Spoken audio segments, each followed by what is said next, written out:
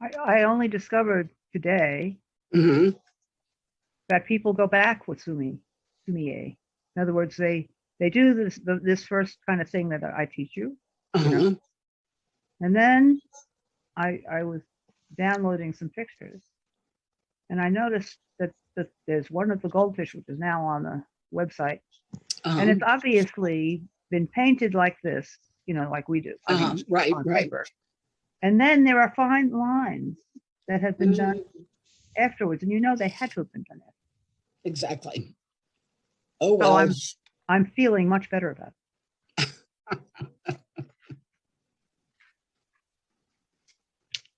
Let's see. Chris liked the one that has body colors. I can understand why. So not only did I learn that you can go back with Sumi-e, I learned why people use the rice paper, which is very, very thin. They use it because it's sort of transparent. And that means that not only did they go back after things are dry, they use both sides of the paper for one painting. So here I have a little blackfish. I also have a practice for a dragon. I have a little blackfish. If I wanted him to be gold, but I don't want him to run, because what I do, because he's completely dry, is I turn the paper over, the opposite side, and you get some paint, and you paint on the underside. You sort of get a little mist of color that will not be as that will be more subtle, and I think that's even meant to be a little smudgy. It's not supposed to be exact. It's supposed to be a hint of color. So we'll put away the little fish and let him dry. He's now on the other side, and see how he comes out. So to do a fish, it's really pretty simple. It's very like one of our strokes for the swallowtail bamboo, where you have a little tiny stroke and then you push down the stroke and let it go, and that makes the body of the leaf. Well, for the goldfish, you do the same kind of thing, except your little stroke defines his head, and then you push down and up and make his tail. He's a fin, and then starting from the bottom of the fin, you do another little stroke, and the same thing with the bottom of his tail. And then for his little side fins, you start just like a bamboo leaf and push it out. That's a perfect bamboo leaf. And then a teeny one. And then for his eye, and I had a long time figuring out the eye. What I do now is a little line and a dot. It's a pretty good eye.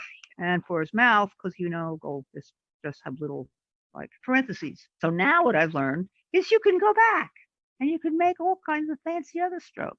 And sort of the thing that we want to practice in order to do dragons is the difference of the tip stroke and then a push stroke. And that's the whole business of Sumi-e, is there's little tiny tip strokes and then there's push strokes. Because with the dragon, we're going to use the back of the brush to do little round and round and round and round and round things.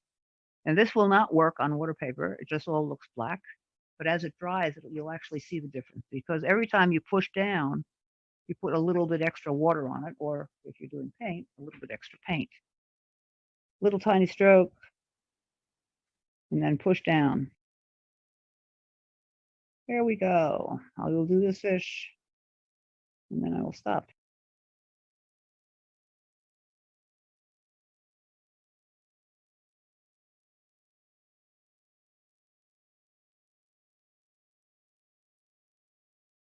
We'll use that on the dragon too, for the back of the spine of the dragon.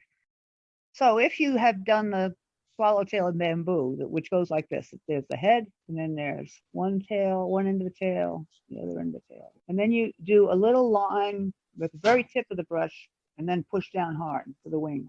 A little line, and then push hard for the wing. Uh-huh. Push, and then up. Light, push, and then up. And a line, and then push. Oh, that's a nice wing. A line, and then push. So that's a swallowtail bamboo. And we will use the same kind of push strokes with the side of the brush to the back fins of the dragon. Were you here when I did the color on the back of the fish on the paper?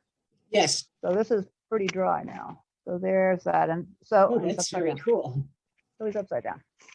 Uh-huh. So the color is on the back of the sheet. And Huh. whoops, Now I get wet and then it gets all different again. And so it doesn't mess up these strokes. And that's the point of using this ridiculous paper. And Lynn had done, a mountain scene. Isn't that nice?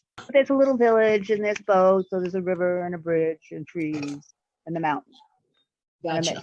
So if you wanted to do this technique, now that this is all dry, you can go turn it over and you can get a little bit of yellow in the village and on the bridge and make some purple with my fancy dollar palette from the dollar store, Dollar Tree, for the mountain. And down below in the mountain would be green, but there's trees. Oh, that's too dry.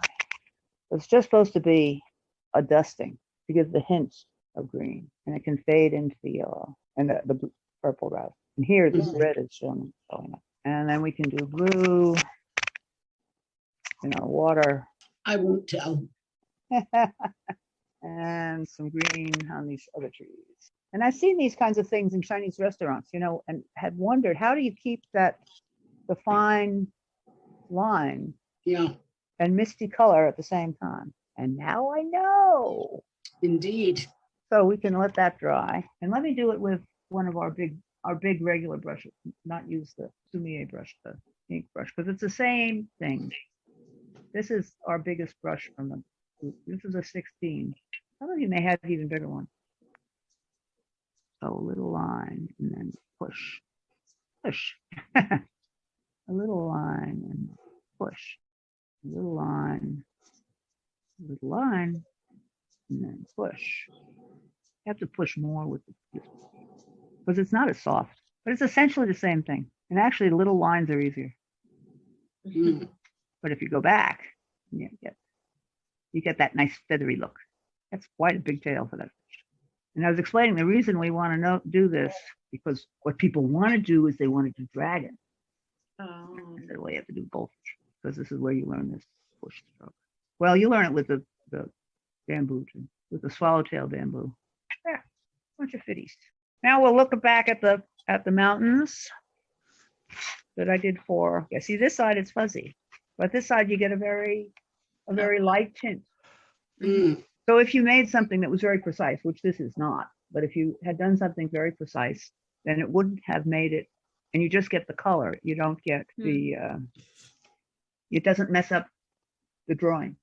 Mm-hmm. Interesting. The drawing stays crisp. If you have a crisp drawing, which I don't. And I see that these came out better than this one. This one has sort of a water line. Mm-hmm. I think I used too much water. I think you don't use much water at all, or you don't, it's just very subtle. So that's that technique. And that's why they use this rice paper, which is really hard to work. Yeah, it looks like it. It's a little bit thicker than tissue, Yeah.